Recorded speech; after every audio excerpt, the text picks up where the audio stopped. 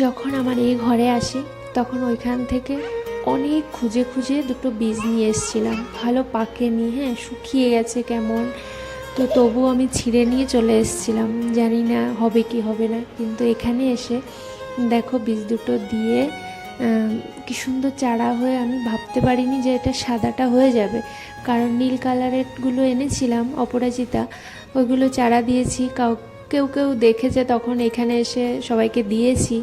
তো হঠাৎ করে ওই আরেক টবে এই গাছ দুটো হয়ে দেখছি সাদা ফুল ফুটেছে, যাক ভগবান যা করে। তো সেই প্রথম দিন তুলেই ভোলেনাথের মাথায় দিয়ে দিলাম সাদা ফুল দুটো। আর দেখো ওই দিনকে বাজারে গেছিলাম, যে শাড়িগুলো এনেছি তোমরা কেউ ক্যাপশানই পড়ো না, এই জন্য খুব দুঃখ লাগে আমার। আমি কিন্তু এই কাজটা কারো প্রোফাইলে গিয়ে করি না, আগে ক্যাপশানটা পড়ি যেমনই হোক, ঠিক আছে। এই শাড়ি তিনটে নিয়েছিলাম, কেমন হয়েছে জানাতে বলেছিলাম, তো সবাই এসে খুব সুন্দর খুব সুন্দর, বাস ঠিক আছে। আর পুজোর আরও কিছু কিছু দরকার ছিল, ধূপ ধুনো এইসব সব নিয়ে এসেছি। আর দেখো এই জারটা এনেছি, কি সুন্দর কিউট না। ঠাকুরকে ধরো নকুলদানার সঙ্গে আমি বাদাম দিই, কিশমিশ দিই, সেইগুলো একটা প্লাস্টিকের জারে রাখি। পিঁপড়ে অর্ধেকের বেশি শেষ করে দিচ্ছে, অনেক দিন ধরে কিনবো কিনবো করে কেনাই হচ্ছে না। তো এদিনকে বাজারে গিয়ে যখন আসি তখন হঠাৎ করে পাশে একটা কাকু এরকম নিয়ে বিক্রি করছে, বেশ সুন্দর লাগলো, কিউট কিউট সব জারগুলো ছিল, তো এটাই নিয়ে আসলাম। বেশি নেয়নি, 55 টাকা এরকম নিয়েছে।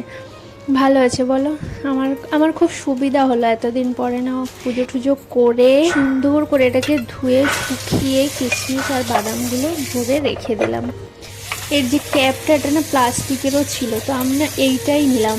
তো নেওয়ার সময় একটা প্যাচে এটা বন্ধ হয়ে যাচ্ছে, হ্যাঁ, তো কাকু বলছে কি যে এটা খুব সুন্দর, একটা প্যাচেই দেখো বন্ধ হয়ে যাবে, তোমার মানে বারবার ওই প্যাঁচাতে হবে না।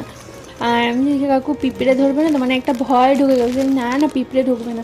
সত্যিই আমি এতদিন ধরে এই যে ব্যবহার করছি খুব ভালো রয়েছে আর কি, একটা পিঁপড়েও ঢোকেনি। একটু দেরি হয়ে গেল ভয়েস দিতে, না মনই বসাতে পারছি না। আচ্ছা চলো আজকে তাহলে এইটুকুনই থাক, আবার কথা হবে, টাটা বাই বাই, সবাই ভালো থেকো।